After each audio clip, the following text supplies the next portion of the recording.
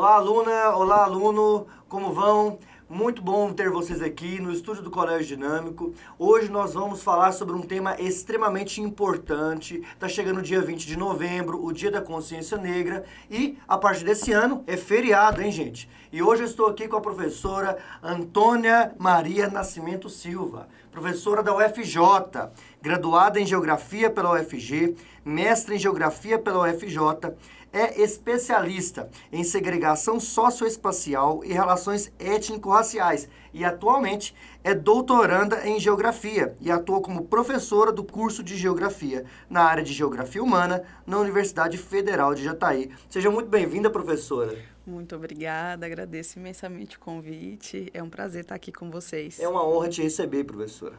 Hoje nós temos muito papo, né? Tem muita coisa para falar sobre esse assunto. É um assunto extremamente importante para o Brasil, em questão até mesmo de dados, né? Eu sempre falo para os alunos, nós temos mais de 50% da população composta por negros, pardos indígenas, né? E a nossa herança, que inclusive o Enem abordou esse ano, é uma herança que passa pela africanidade e pela população negra de todas as formas. Para começar, é claro que eu não poderia deixar de te perguntar sobre a sua trajetória, né? Você pode compartilhar um pouco sobre a sua trajetória até aqui, até mesmo como mulher negra no ambiente acadêmico? Como é que foi essa jornada? Então, eu entrei na graduação com 17 anos, né? Lá em 2015, eu entrei no curso de Geografia e desde então, na graduação, eu tive muito acesso a projetos voltados, né, para a comunidade negra. Eu conheci pessoas muito diversas, que era muito diferente do ambiente em que eu estive antes, né, de ter o acesso à graduação mesmo. Então, a graduação foi uma porta muito importante para mim, para eu me descobrir enquanto mulher negra. Eu falo me descobrir enquanto mulher negra porque eu antes era muito distante, né, da cultura mesmo, das questões que envolvem a população negra. E não que, obviamente, né, o racismo e outras questões que cercam a população negra não tenha, né, me acompanhado desde quando eu nasci, até porque eu sou uma mulher negra de pele escura, né? Mas na graduação eu estive a par dos movimentos e me entendi um pouco mais, né? Me distanciei de algumas questões, né? Que fazia com que eu não entendesse como que funciona, né? O mundo de forma geral para a população negra. E isso foi muito importante para mim, né? Para valorização das minhas raízes, né? De quem eu sou. E fiz, né, terminei a graduação em 2019, em 2020 eu já ingressei no mestrado, né, ingressei no mestrado, eu tive uma aula presencial, ingressei no mestrado na UFJ, tive uma aula presencial e depois, né, veio a pandemia e foi bem desafiador, né, por conta da pandemia em si, mas foi muito importante para mim a evolução acadêmica, né, e tenho trabalhado desde a graduação com questões, né, que envolvem segregação socioespacial. Então, para quem não sabe, segregação basicamente está relacionada a essa questão desse isolamento, né, dos grupos populacionais, né, basicamente. Então, o que eu quero dizer com isso? Quero dizer que certas pessoas, né, certos grupos ocupam determinados lugares, né, no espaço em relação a outros. Então, eu trabalho com segregação socioespacial da população negra. Trabalho desde sempre com essas questões, né? A gente vai aí caminhando para aquilo que a gente tem mais afinidade, né? Então, eu descobri a geografia urbana no quinto período da geografia, né? Eu me apaixonei por geografia urbana e falei, nossa, é exatamente isso que eu quero falar, esse lado que eu quero seguir. E tenho trabalhado com segregação socioespacial, né? E ingressei no doutorado ano passado e vou trabalhar mais especificamente com esses marcadores, né, de gênero e raça, né, marcadores sociais de gênero e raça, na vida de mulheres negras no espaço urbano. Mas aí eu tenho uma trajetória muito ligada a essas questões, porque me parece muito interessante quando você vai estudar, entender um pouco mais, né, de como que funciona essas questões urbanas, mas também porque me liga, né, as questões, né, as minhas raízes, a pessoa que eu sou e que eu fui construindo ao longo do tempo. Então, é muito importante para mim, né, trabalhar com essa temática que é tão cara aí para a nossa sociedade. Você falou a respeito do Enem, né, e fez muita diferença, né, pensar em conjunto essas questões que envolvem essa valorização, né, da cultura africana, que foi, né, por muito tempo esquecida dentro do nosso país. Essa questão da segregação urbana me lembra muito quando os alunos me questionam, né, nas aulas de história. Eu falo sobre as leis de Jim Crow nos Estados Unidos, sobre a segregação racial que era imposta por lei lá desde o século XIX até a década de 60. A gente teve a luta de Martin Luther King e de outras pessoas importantes aí, Malcolm X, Angela Davis, justamente para poder combater isso nos Estados Unidos. Aí muita gente fala, não, mas o Brasil nunca teve isso, então o Brasil não é racista, né? Então, a gente vê que tem segregação também no Brasil, só que ela não é imposta por lei, ela é indireta. Como é que você vê isso?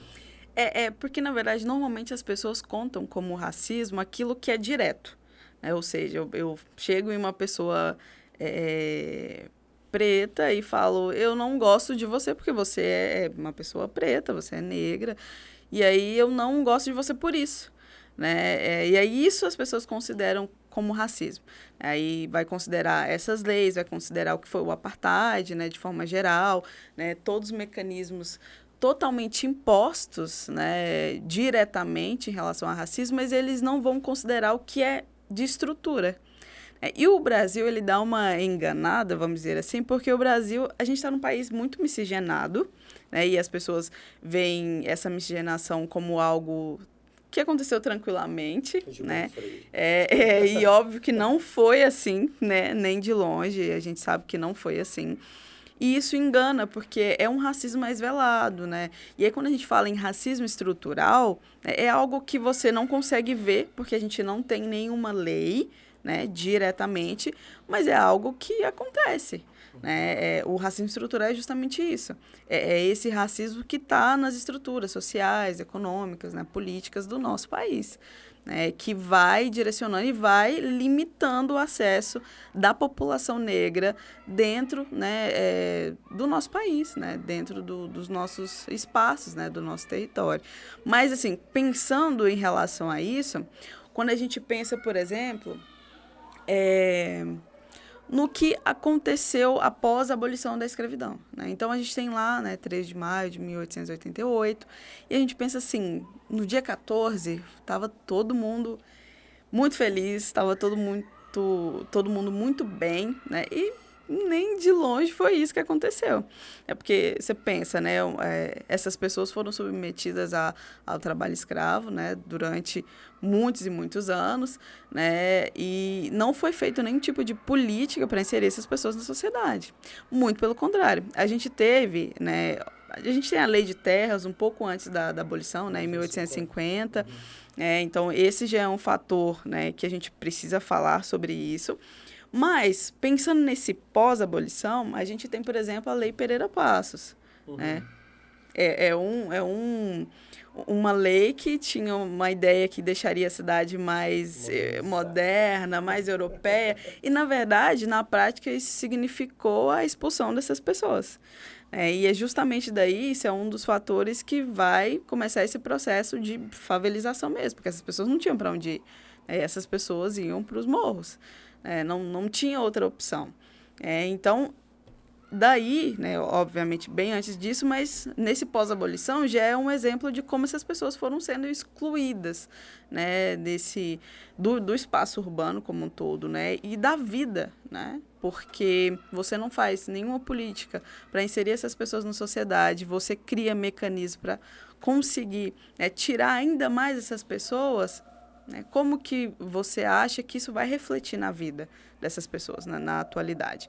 Então, esse é o problema. O problema é as pessoas não entendem que a gente tem um processo histórico, né, que foi deixando a população negra à margem. Por isso que a gente tem, né, mais de 70% das pessoas abaixo da linha da pobreza ainda são pessoas negras. Né? Mas isso não significa, mesmo a gente tendo mais de 50% da população negra, isso não significa que essas pessoas ocupem cargos de poder. Né? E várias outras questões, né, que permeiam esse histórico que a gente tem. Então, eu posso não ter leis que falam, olha, só esse estabelecimento somente pessoas brancas podem frequentar e esse aqui, naquele cantinho, somente pessoas negras. Mas eu tenho toda uma estrutura que foi tirando essas pessoas da sociedade, né? Que foi marginalizando essas pessoas. Por isso que quando você está na rua e você vê uma pessoa preta na rua, você atravessa a rua. Você pensa que aquela pessoa vai te roubar. Né? Você pensa qualquer coisa ruim por conta dessa marginalização que foi feita, né, com a população negra ao longo do tempo. E aí cabe lembrar, né, que quando a gente fala em população negra, porque tem um... Todo mundo, automaticamente, quando a gente está falando de população negra, pode perguntar, mas qual que é o certo, né? É preto ou é negro? São duas coisas diferentes, né? Então, dentro da nossa classificação, a população negra, na verdade, é a junção de pretos e pardos, né? Usado pelo IBGE. Então, quando eu falo preto, eu estou falando da população preta. Quando eu falo negro, eu estou falando de pretos e pardos. Então, só para deixar claro. Mas é justamente isso, né? Essas pessoas passaram por um processo de desumanização, né, muito intenso e por um longo período de tempo, e ainda passa de outras formas. Né? Então, é por esse caminho que a gente tem que pensar como que é organizada a sociedade brasileira. E a nossa sociedade ela é toda organizada em torno disso, em torno do que foi, né, esse trabalho forçado, né, essa migração que tirou dessas pessoas a sua cultura, que tirou dessas pessoas a sua língua, sua religiosidade. Então, são questões que a gente precisa pensar, né? Não só pensar naquilo que a gente vê. Nem todos os problemas que a gente tem na sociedade vemos nitidamente. Então, é uma coisa que é por esse caminho que a gente precisa pensar essas questões, né? Então, racismo não é só usar uma palavra pejorativa relacionada à cor da pele para se referir a alguém. É uma estrutura social historicamente determinada. Sim. É por isso que não existe, por exemplo, racismo contra branco, né? Esse tema é bem polêmico, né? Porque quando a gente vai falar, né, e o povo fica assim, racismo reverso, né? Você sempre vê alguém, né, nas redes sociais mesmo, né? Tá tudo muito polarizado, né? E as pessoas começam a falar, não existe. Não, existe sim. Mas é justamente isso. O racismo, ele é uma estrutura, né? O racismo ele é uma estrutura, ele vai desumanizando, vai isolando essas pessoas, né, dentro dessa estrutura. Pelo menos dentro do nosso país, não quer dizer que racismo não possa acontecer, né, com pessoas indígenas, quilombolas, e dentre outros, mas dentro do nosso país, né, a gente não tem uma estrutura que vai marginalizar a população branca. Porque o que é o racismo? O racismo, basicamente, é uma estrutura que vai fazer uma hierarquia. Né? Então, é como se a gente tivesse um ranking, usando, né, esse exemplo bem, assim, como se a gente tivesse um ranking, e dentro desse ranking aí, que fizeram ao longo dos anos, a população negra está em último. Né? Então, essa hierarquização, né, que é essa estrutura. Você, dentro desse processo, acabar, né, isolando uns, beneficiando outros. E, historicamente, né, a população branca não passou por esse processo. Né? Não quer dizer que a gente não tem outras questões que envolvem pobreza, né, que envolvem vários outros fatores, né, que também são fatores que vão... né, que acometem também a população branca, não só a população negra. Mas, historicamente, falando em racismo, né, hierarquicamente, a população branca nunca foi marginalizada. Então, a gente não pode falar em racismo contra a população branca porque não tem nenhum tipo de estrutura que prejudica a população branca. Né? Não tem nenhum tipo de estrutura, né, com base racial que prejudica essa população. E, diante disso, né? O que o conceito de consciência negra significa para você? E como ele influencia na sua vida pessoal e profissional? E além disso, por que o Dia da Consciência Negra é importante para você e como ele agrega em consequências positivas para a sociedade? Tá. Quando a gente pensa em consciência negra, né, que é um dia simbólico, que marca, né, uma liderança negra que foi, né, zumbi, a gente está falando em pensar justamente essas questões, né? Fazer isso que a gente está fazendo aqui. Entender todo esse processo, né? Falar desse processo, falar do que aconteceu, né? Saber a importância que né? Não só discutir, mas dar espaço e dar oportunidade, né? Cada vez mais para a população negra que, né, historicamente, a gente já falou, né, foi marginalizada, né, isolada. Eu acho que pensar essas questões que envolvem consciência negra é pensar o quanto essa população foi, né, submetida à violência durante muito tempo no nosso país e que agora essa população precisa de oportunidade, que essa população precisa de voz, né, que a gente precisa falar sobre racismo, que a gente precisa falar sobre essa marginalização da população negra, né, que é importante discutir essas questões, né? Então, ter mesmo consciência do que isso significa. Por quê? Muitas pessoas falam muito a respeito disso, né? Mas por que ter um dia, né, da consciência negra, né? Não tem diferença, né? Consciência humana. Consciência humana. Até mesmo já tem muitas pessoas negras que falam isso. Não, mas eu não sou diferente. Mas não é sobre diferença, né? Não é sobre diferença biologicamente, vamos dizer assim. Mas é sim sobre diferença social, sobre tratamento social, né? Sobre desumanização, né? Sobre marginalização. Então, por mais, né, que a gente não tenha uma diferença, né, biológica que torne pessoas, né, uns melhores que outros, vamos dizer assim, a gente tem sim questões sociais que faz com que essas pessoas sejam discriminadas no dia a dia. Você pode não ter, né, alguém falado nitidamente para você alguma questão, né, de racismo mais declarado, assim, mas no dia a dia, né, a gente pensar nesse racismo como estrutura, é sim um fator que é limitante em vários pontos, né? Até mesmo porque quando a gente pensa, por exemplo, nesses cargos de chefia, por exemplo, a população negra representa, né, mais de 50% da população do Brasil. E isso não reflete. Se refletisse, faria sentido, né? Porque, em tese, somos... tem um número maior de população negra, né? Uhum. Mas não, né? A população branca ocupa um espaço bem maior, né, do que a população negra. E, em tese, se fosse ao contrário, faria sentido por conta do número da população, mas não é. Então, você percebe, isso é um fator limitante, porque essas pessoas não estão chegando. Aí, quando vão criando políticas públicas, as pessoas vão vendo isso como se fosse uma discriminação, mas na verdade não. Uhum. Esses dias eu estava conversando com meus alunos, né, a gente falando sobre isso. Não tem nada, né, não tem inteligência no mundo, né, que seja suficiente para bater de frente com a pobreza extrema, né, com a fome, que seja suficiente para conseguir driblar, né, esses mecanismos, né, que vão sendo feitos, né, para marginalizar ainda mais a população, não é suficiente, né? Você precisa criar mecanismos para conseguir, né, fazer com que essas pessoas se desenvolvam plenamente.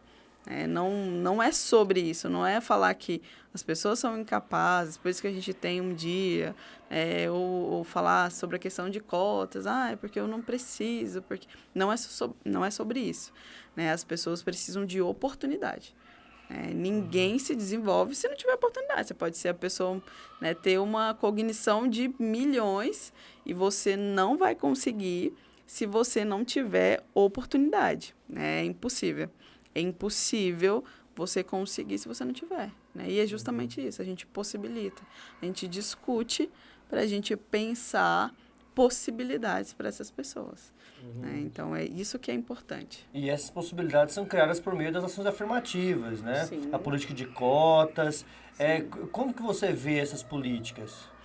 É justamente isso, né? Criar oportunidade. Quando, lá no começo dos anos 2000, né, somente 6%, né, dessas pessoas entravam, né, no ensino, né, superior, por exemplo. Então, 6%. Isso é um número muito baixo. Eu brinco e falo assim, às vezes as pessoas acham assim que alguém foi lá e pensou, nossa, que dia incrível para eu colocar uma cotas aqui, né? Eu não tinha nada para fazer, coloquei aqui essa cotas aqui porque eu quero beneficiar essa população, né? Então eu vou colocar. E não é assim. É justamente porque antes das cotas essas pessoas não tinham, né, acesso, né? Tinham um acesso muito reduzido. 6% é um número muito pequeno. Né? Então, a cotas, né, as políticas afirmativas de forma geral, possibilita dar oportunidade para essas pessoas. Não é sobre discriminação, porque sempre tem, né, essas questões, não é sobre isso. A gente não está falando de capacidade individual, a gente está falando de questões sociais. Socialmente, justamente por conta dos fatores históricos que a gente conversou, né, lá no começo aqui da nossa conversa, essas pessoas não chegavam, né, nesses espaços. Não chegavam no ensino superior, né, não chegava a vários outros espaços que hoje a gente tem aí nessa política de cotas para conseguir inserir essas pessoas. Então, é sobre inserção dessas pessoas. Não é sobre discriminar e falar que, nossa, fulano é menos capaz. Não é sobre isso. Né? É sobre conseguir, né, e possibilitar que essas pessoas cheguem, porque antes isso não acontecia. Né? Então, isso foi feito por meio de estudos e é com base em dados. Né? Então, aí, quando você dá essa oportunidade, que você possibilita isso, aí sim. Aí você pode, a partir do que a pessoa faz com aquilo, você pode, né, dizer que são questões aí, né, até individuais. Óbvio que a gente tem outras questões, né? Quais outras questões? A permanência dentro da universidade, por exemplo. Que são outras questões, né, que ligam a outros fatores. Mas é uma forma de possibilitar uma população que antes não tinha acesso. Não tem a ver com questões individuais, de intelecto, de inteligência, né? É uma ferramenta, né, para assim a gente ter aí uma equidade, né, porque a gente não tinha, a gente está num país muito desigual. Então, não adianta a gente pensar, né, que num país desigual como o nosso, a gente, né, todas as pessoas têm as mesmas oportunidades, tudo é lindo, né, em tese tudo é lindo, mas no dia a dia não é assim que acontece. Então, a gente precisa dessas políticas para conseguir dar oportunidade para essas pessoas. Tem um exemplo que eu gosto de citar em sala de aula, que na história eu tenho que falar de raça estrutural o tempo todo, né? Quando eu vou falar de Brasil. E eu sempre cito assim, gente, para poder fazer uma análise. Vocês conhecem algum negro que foi ministro do Supremo Tribunal Federal? Ah, eu lembro do Joaquim Barbosa. Pois é, agora me fala o nome de todos os brancos. Nossa, mas é uma lista muito longa. Você percebe a diferença? Você consegue me dizer presidentes negros no Brasil? Ah, mas teve o Café Filho, que era vice do Vargas. Você está vendo que você está tendo que sambar para colocar um cara dentro da negritude, dentre diversos presidentes que a gente já teve? Sim. Então, assim, quando nós falamos sobre o racismo estrutural, é sobre isso. Não é porque teve uma exceção que não existe racismo. É muito pelo contrário, é porque tem exceções só que conseguem chegar lá, é que o racismo está sendo evidenciado. Sim. Né? Eu acho que foi criado dentro do nosso país uma normalização do sofrimento. Então, por que eu estou falando isso? Porque é como se aquilo que você consegue só tem valor a partir da história de sofrimento que você conta. Então, as pessoas vão pegar a história de Joaquim Barbosa, vão pegar outras histórias, né, que claramente são exceção dentro do nosso país, e falar assim, não, mas é claro que consegue. Né? Fulano conseguiu com coisa que qualquer um. Aí a pessoa tem que passar fome, tem que né, ficar não sei quantos anos lá, junto com a mãe, que limpava o lugar. Tem que contar essa história para valer. a gente foi normalizando essas histórias ao longo do tempo. E isso é muito triste, né? Porque aí as pessoas usam, né, muitas vezes de má fé essas histórias, né? Para falar assim, não, mas todo mundo dá conta, né? Joaquim Barbosa conseguiu. Então você, qualquer um, pode conseguir também, com coisa que é assim, né? 1 em 1000, dá conta mesmo, 1 em 1000. Enquanto as outras pessoas estão caminhando e se inserindo tranquilamente nesses espaços, né? Sem ter esse mesmo sofrimento. Mas a gente foi normalizando muito nessa questão do sofrimento, né? A gente foi falando, não, mas você precisa batalhar, né, e sofrer, porque quando eu fiz graduação, né, eu passava fome, e aí eu fiz, e aí não sei o quê. Sempre assim. Quando, na verdade, o que as pessoas precisam é de dignidade, sabe? O que as pessoas precisam é ter todas as refeições, ter um ambiente propício para você conseguir se desenvolver, né? O que as pessoas precisam é ter, né, possibilidade, oportunidade, né, para você aplicar aquilo que você sabe, que não adianta nada você saber e não ter essa possibilidade, mas de forma digna, né, sem precisar o tempo todo falar que passou por um processo, né, super árduo para conseguir chegar. Não precisa. Não tem essa necessidade. Se tem pessoas passando por isso, esse é o anormal. É que a gente trata como se fosse normal, né? O anormal é isso. É você estar num país onde tantas pessoas, né, passam dificuldade, né? Isso é o anormal. O normal é você ter um ambiente, né, que você pode se desenvolver da melhor forma possível, que você não tem que passar por essas dificuldades, né? Então, isso que a gente está um pouco confuso. No nosso dia a dia, a gente romantiza a pobreza, né, a miséria, e isso é muito ruim, porque aí quando vem alguém, né, contando essas histórias, você acha que, nossa, que lindo. Fulano passou por isso, por isso, por isso, isso é uma coisa maravilhosa, mas não é. Imagina, né, você ser uma mãe e não ter como alimentar o filho, aí o filho ter que começar a trabalhar muito novo para conseguir ajudar, enquanto poderia estar estudando, né, enquanto poderia estar fazendo várias outras coisas, né, que fosse melhorar a si mesmo, né, para a família de outras formas. Então, isso é muito triste, a gente que foi romantizando. Então, é correr disso. Que fulano estava numa grande adversidade, conseguiu, maravilhoso. É muito importante a conquista dessa pessoa, e a gente precisa levar em consideração essas histórias de superação, mas não ficar condicionada a isso, achando que essa é a normalidade, porque não é. A normalidade é você ter um ambiente bom para que você possa se desenvolver. Por isso que quando a gente vê que é comum que uma grande parte da população de comunidade e de periferia e que a maioria é negra tem que se virar, tem que sambar para conseguir conciliar trabalho e estudo, e muitas vezes não tem familiares, né, que se formaram na universidade, não tem incentivo, que é o contrário da população branca de classe média, que o pai se formou na universidade, a mãe se formou na universidade, então ele já tem uma tradição, é uma realidade diferente, ele não tem que trabalhar para poder ajudar em casa.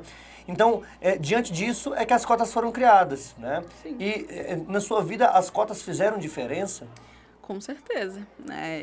Eu também venho, né, dessa mesma realidade, sou uma pessoa que vem de uma família pobre, né? Meus pais trabalharam quase a vida toda, né, na zona rural, né? Meu pai, né, trabalhava, era caseiro numa fazenda, mexia com gado, e minha mãe era dona de casa, né? E a vida toda, né, eu vim dessa realidade, a gente se mudava muito. E era muito difícil essa adaptação, porque para onde os patrões, né, iam, a gente tinha que, né, ir junto, e era muito difícil para mim, enquanto aluna, me adaptar. Mas eu sempre gostei de estudar. Durante, né, essa época, eu adorava, eu nunca chorei na minha vida para ir para a escola, né, e eu gostava muito. Mas é muito diferente, né? Quando a gente veio para a cidade, é uma outra realidade, né? Na fazenda, você é uma pessoa pobre, mas você planta ali sua comida, você consegue ter algumas coisas, né, dentro, né, daquela realidade. Na cidade não é assim. Na cidade tudo se compra, né, tudo se vende, você paga para, né, para comer, para morar, para tudo.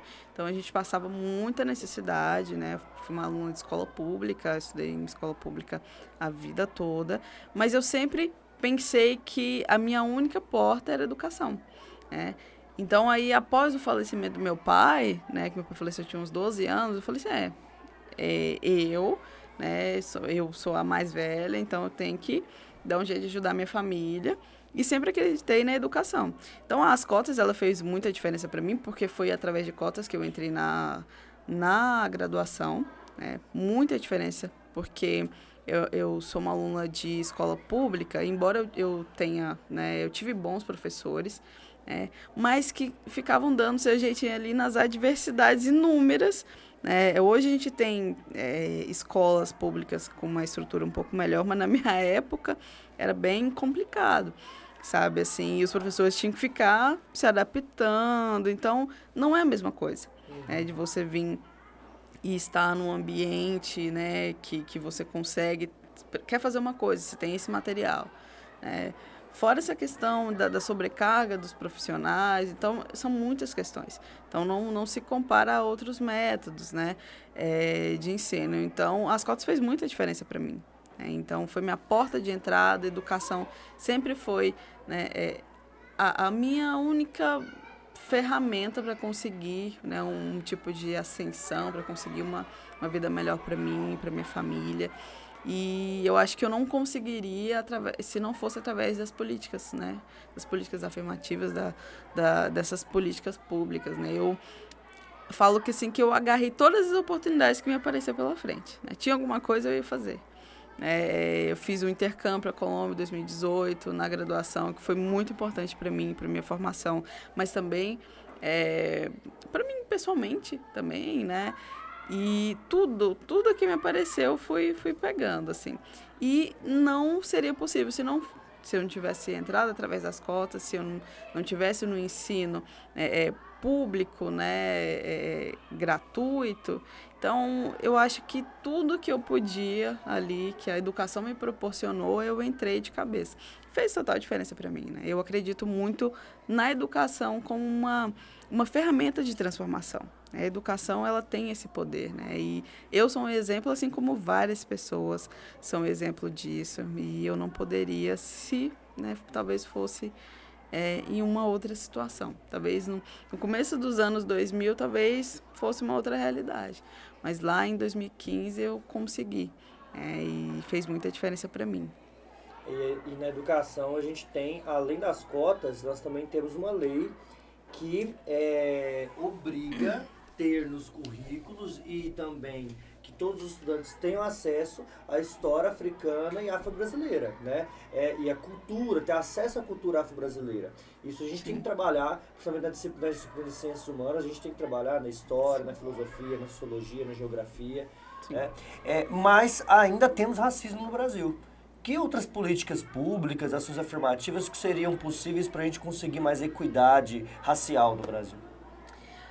Então, eu acho que a gente, né, caminhou um pouco, né, em relação a isso, se comparado a outros momentos, mas eu acredito que o que seria possível, né, criar mecanismos de, por exemplo, né, eu que trabalho com segregação, mecanismos de inserir, né, um pouco mais essas pessoas na sociedade.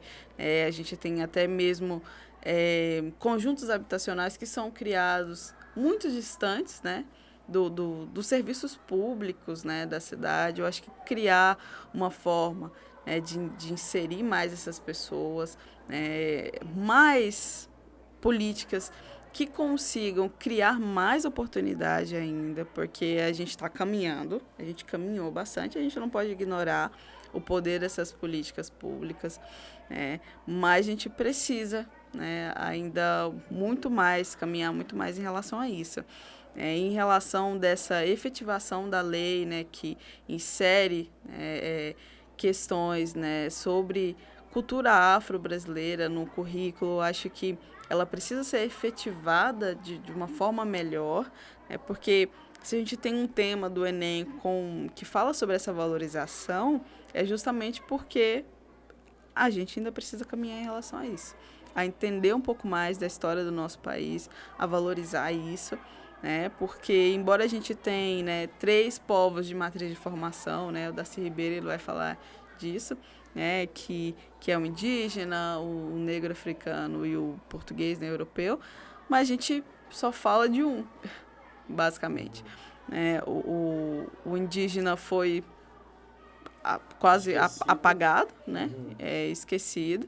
O negro africano, né? Que hoje é a população afro-brasileira, a gente fica ignorando várias questões que envolvem esses pontos emblemáticos ao longo da nossa história, e a gente fala muito mais, né, de outros, né? E a gente precisa criar, né, mecanismos para conseguir falar sobre isso, né? Fazer o que a gente está falando aqui, falar sobre isso e criar mais oportunidade. Porque mesmo que a gente tenha um avanço, a população negra ainda está aí dentro desses piores índices socioeconômicos, né? Se você vai lá, se você for lá no site, né, e jogar lá os dados, né, do IBGE, você consegue ver, né? Estão lá disponíveis para todas as pessoas. A população negra ainda apresenta os piores índices socioeconômicos, né? E isso é resultado desse processo, é resultado de muita negação também, né? De não perceber o quanto isso... A gente precisa ainda avançar em relação a isso, avançar nas questões que envolvem o racismo como um todo, né? E eu acho que é caminhar por esse lado. Eu percebi que o Brasil tinha um probleminha em relação a essa questão de valorização, né, da população negra, né, dessa cultura que vem do negro africano, quando eu fui para o intercâmbio. Porque no intercâmbio eu vivia com pessoas que eram de países bem diferentes, né, e uma das meninas que viviam comigo, ela é da Argentina.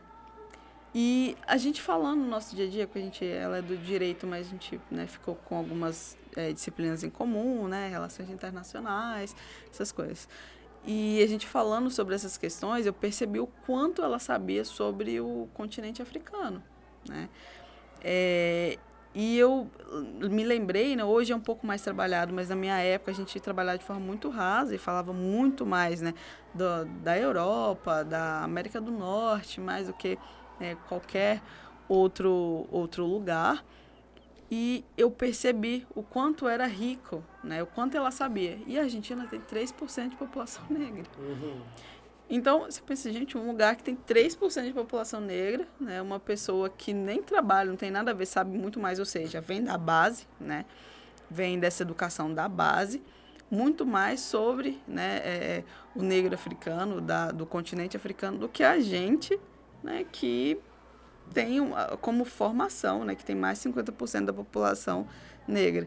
Então, isso é um sintoma, vamos dizer assim, né, que é algo que a gente precisa trabalhar. Então, eu acho que a gente precisa caminhar em possibilitar, né, para melhorar ainda mais esses índices. Acredito que, assim, isso dentro da história, isso é uma coisa que, quando eu debato com os meus colegas de área, eu falo, gente, nós temos que nos atualizar. O professor de história, ele acredita que por ele estudar o passado, pronto, ele já sabe e já vai ensinar aquilo ali. Só que nós temos revisões o tempo todo, não revisionismo, mas nós temos revisões no sentido de interpretação e de leitura crítica do passado. E a gente precisa se atualizar, né? E assim, o nosso ensino de história, e aí você falando sobre isso, eu estava pensando aqui sobre o quanto as pessoas ainda acreditam sobre fábulas que nós criamos no nosso país e que isso só reforça o eurocentrismo, né? A ideia de que nós temos que ver sobre o olhar dos europeus. No sábado agora, Eu estava num evento, uma criança me perguntou, o que você faz? Né? Qual que é o seu professor? Sou professor de história. Então, quem descobriu o Brasil? Essa pergunta, ela vai dentro da alma, assim, e corrói. E eu sei que é uma criança que está ali na inocência dela, e eu falei, querido, deixa eu te explicar um negócio. Aí ele arrependeu de me perguntar, porque eu fui explicar para ele, né? Que não teve descobrimento, que já tinha população indígena aqui, que na verdade isso é uma visão do europeu, enfim. Por quê? Porque esse é o nosso papel das ciências humanas, né? Todos nós, de falarmos sobre isso. E como que o eurocentrismo está enraizado na forma da gente ensinar. E aí, é por isso que o brasileiro não sabe nada sobre a história da África, porque nossa educação é toda eurocêntrica. A coluna vertebral é toda eurocêntrica. A gente só estuda filósofos brancos, europeus, né? Me fala um filósofo que você gosta. Immanuel Kant, né? Só alemão. Só, né? Vamos falar sobre Nietzsche. Até mesmo Marx, né? Que supostamente seria crítico, mas é um autor alemão também. Cadê a negritude? Cadê os autores brasileiros, né? Onde estão os autores que falam sobre a nossa realidade? Então, acho que é importante a gente pensar isso, né? Sim, é exatamente isso, né? A gente não fala, né? A gente não estuda. Fica parecendo que nunca existiu. Fica parecendo que não teve, né, nenhum autor, né, nenhum cientista que contribuiu com essas discussões que não seja europeu, né? Que não seja desses lugares. A gente só fala dessas pessoas, né? Na geografia também é assim, né? A gente tem muitos autores base que são europeus, né, que são franceses, que são, né, da Alemanha e tudo mais. E aí, a gente vai falar sobre racismo, a gente vai falar sobre segregação e a gente não vai falar.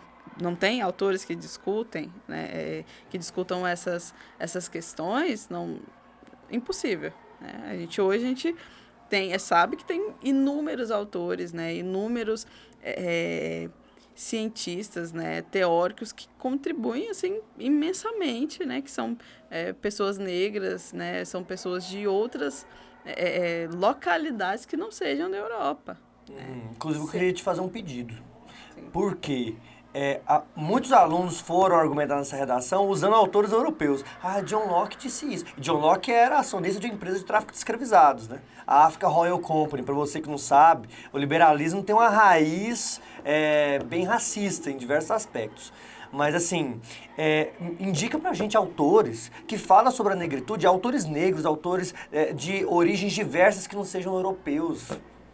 Sim, eu acho que aqui, né, no Brasil, a gente tem Djamila Ribeiro, né, que é uma autora, assim, que contribui muito, principalmente para essa questão da discussão de racismo e tudo mais.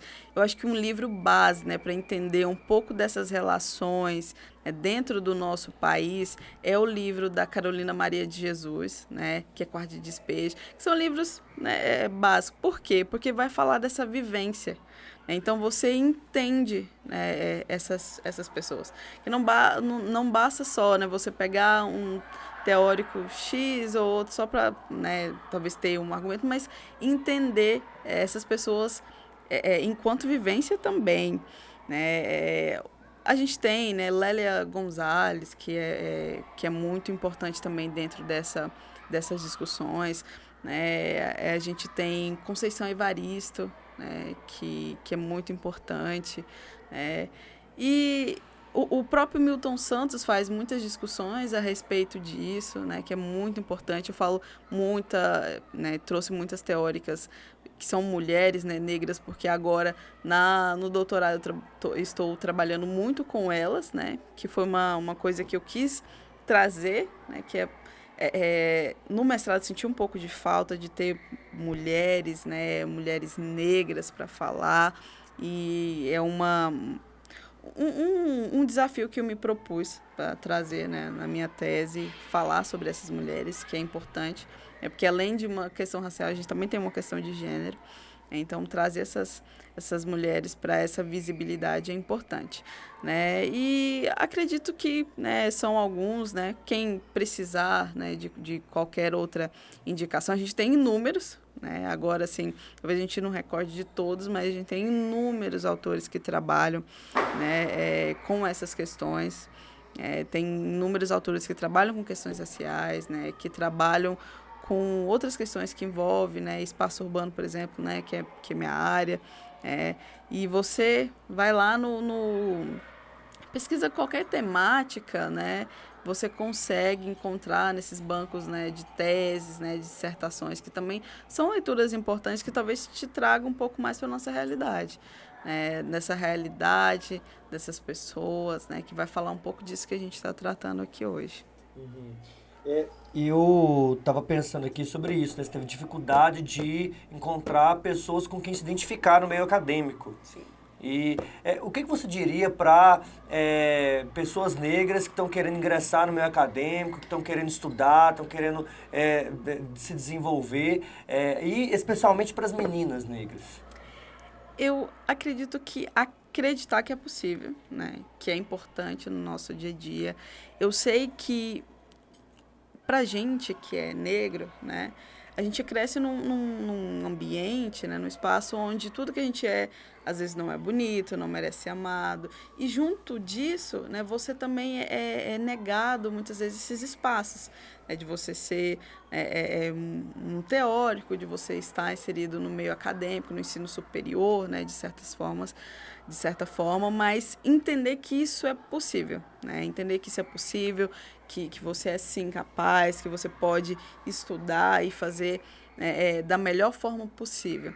Eu acho que ter, né, pessoas para me inspirar, embora fossem poucas, né, quando eu entrei, fez muita diferença. E eu acho que isso faz muita diferença, sabe? Hoje a gente já tem essa coisa da valorização do cabelo, por exemplo, é uma coisa que é mais uma mudança interior, né, do que exterior. Começa de dentro. Foi assim para mim e eu sei que é assim para várias meninas. Então, ver tantas meninas, né, totalmente tranquilas, né, e confortáveis de ser quem são, é uma coisa muito importante, porque é um sintoma de um novo momento também, e dessa valorização que começa a partir da gente mesmo. Então, hoje a gente tem muitas referências, e isso faz diferença, né? Você ter essas pessoas como referência, fala, nossa, se fulano chegou, então isso aqui é possível. E para mim foi assim, né? E eu acho que para elas também. Olhar para o lado, buscar cada vez mais referências e essas pessoas.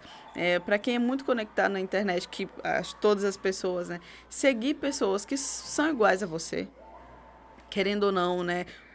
As redes sociais também geram alguns gatilhos e tudo mais. Então, eu acho que seguir pessoas que são iguais a você faz muita diferença.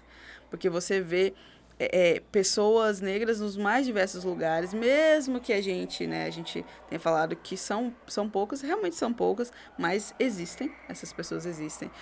Na política, no meio acadêmico, na TV, em todos os espaços. Então, siga essas pessoas. Isso faz você perceber que é possível chegar, mesmo que a gente tenha todas essas questões, né? Pra gente é possível sim. E entender que merecemos também. Entender que merecemos ocupar esses espaços, que a gente tem competência para isso, né? E é isso, né? Para mim fez diferença, eu acho que ter uma referência faz muita diferença. Então, cerque-se de pessoas, né, dos seus iguais, não que você não possa ter, né, pessoas que não são iguais a você, mas ter referência é muito importante diante desse processo. Se eu conseguir apenas uma camponesa, como eu brinco com os meninos, não vamos nem entrar no mérito, né, do que é ser um camponês, mas se eu conseguir, acho que é possível, né? Por mais que a gente tenha muitas barreiras, mas é possível. E a gente tem políticas públicas, que a gente possa triplicar as políticas públicas para inserir cada vez mais pessoas negras dentro de todos os espaços. É isso. E falando sobre política pública, o que é mais urgente hoje que a gente precisa resolver? Precisa resolver agora, porque não está dando mais, a população negra está precisando de soluções em determinadas áreas. Quais seriam elas? Assim, de cabeça eu iria falar assim, o racismo. Ia falar diretamente. Isso que a gente precisava resolver, né? Já ter resolvido há séculos, né? Mas eu acho que a gente tem, para mim que sou né, da parte urbana, a gente tem muitos problemas em relação a essa questão dessa oferta de serviços públicos, né? Conjuntos habitacionais que são construídos, até que contribuem para esse processo de segregação. Você pega essas pessoas, né, que têm um rendimento baixo, joga essas pessoas, afasta essas pessoas dos centros da cidade. É questionável também essa infraestrutura desses espaços. Eu acho que é uma coisa, além de todo esse processo do racismo, que é o que é mais urgente para a nossa sociedade, eu acho que afastar essas pessoas, né, tem gerado muitos problemas. Muitos problemas em relação a diversas questões, né? Essas pessoas precisam de dignidade, né? Então, a gente tem, não à toa, uma grande parte da população negra que vive em áreas periféricas, e isso é muito complicado, porque isso significa que eu estou afastado dos serviços essenciais. Então, possibilitar meios, né, para que essas pessoas tenham esses acessos de forma igualitária, que não é o que acontece nas cidades brasileiras, né, principalmente.